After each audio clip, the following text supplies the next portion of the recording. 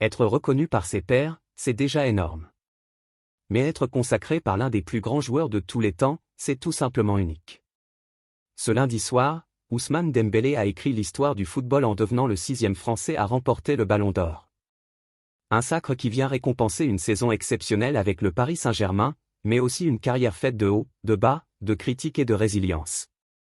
Dans cette vidéo, on revient sur cette soirée historique, les coulisses de la cérémonie, et l'émotion d'un homme qui a su transformer les doutes en triomphe. Rappelons-nous d'où vient Ousmane Dembélé.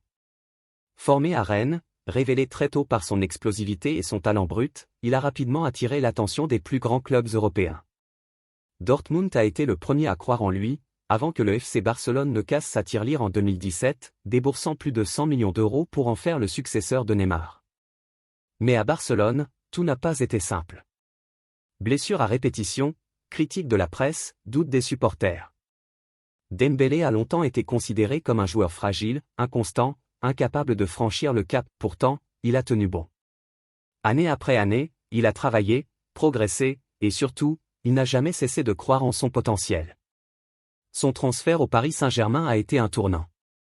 Luis Enrique lui a offert un rôle central, dans un effectif équilibré et soudé. Résultat, Dembélé a réalisé la saison de sa vie. Décisif en championnat, étincelant en Ligue des Champions, il a porté le PSG jusqu'à la victoire finale en C1, la toute première de l'histoire du club. Un moment historique, et une consécration individuelle logique, le Ballon d'Or 2025.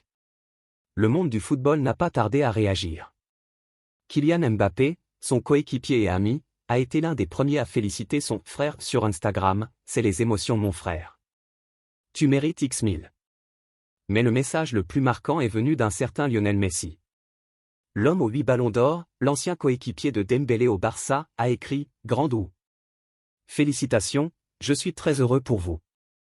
Tu le mérites. » Un hommage symbolique, qui montre à quel point le chemin parcouru par Ousmane est respecté par les plus grands. Ironie du calendrier, au même moment, le PSG affrontait l'OM dans un classico électrique au Vélodrome. Résultat, une défaite 1-0. Mais honnêtement, cette rencontre est vite passée au second plan.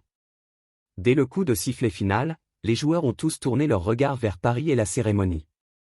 Comme l'a avoué Désiré Doué, présent sur le tapis rouge, on aurait préféré être plus nombreux. La météo et le règlement ont empêché certains de se rendre au théâtre du Châtelet, mais tous avaient la tête au Ballon d'Or. Si Dembélé a été la star de la soirée, il n'était pas le seul Parisien récompensé. Luis Enrique, l'entraîneur du PSG, a reçu le trophée Johan Cruyff du meilleur entraîneur de la saison. Une récompense largement méritée après avoir mené le club au tout premier sacre en Ligue des Champions de son histoire. Avec lui, le PSG a remporté presque tout, championnat, coupe, trophée des champions, et la Supercoupe d'Europe face à Tottenham. Seule la Coupe du Monde des clubs, perdue en finale contre Chelsea, lui a échappé. Au-delà des résultats, c'est la manière qui a marqué les esprits, pressing constant, possession totale, un collectif où personne n'est au-dessus du groupe. Même Ousmane Dembélé, futur Ballon d'Or, avait été laissé sur le banc lors d'un match crucial de poule contre Arsenal. Un choix fort, qui prouve que chez Luis Enrique, l'équipe passe avant tout. Le PSG a longtemps été critiqué pour ses échecs européens, pour ses stars incapables de porter le club au sommet. Mais ce 22 septembre 2025 restera gravé comme le symbole d'un renouveau. Ousmane Dembélé, longtemps jugé fragile, moqué pour ses blessures, est désormais Ballon d'Or. Luis Enrique, architecte d'un collectif redoutable, est le meilleur entraîneur du monde. Et le Paris Saint-Germain, avec sa première Ligue des Champions et ses récompenses individuelles, entre dans une nouvelle dimension. La question est désormais simple, est-ce le début d'une dynastie? Ousmane Dembélé sera-t-il le premier d'une longue série? Une chose est sûre, cette soirée restera comme l'une des plus belles de l'histoire du football français et parisien. N'oubliez pas de vous abonner et de liker pour plus de contenu.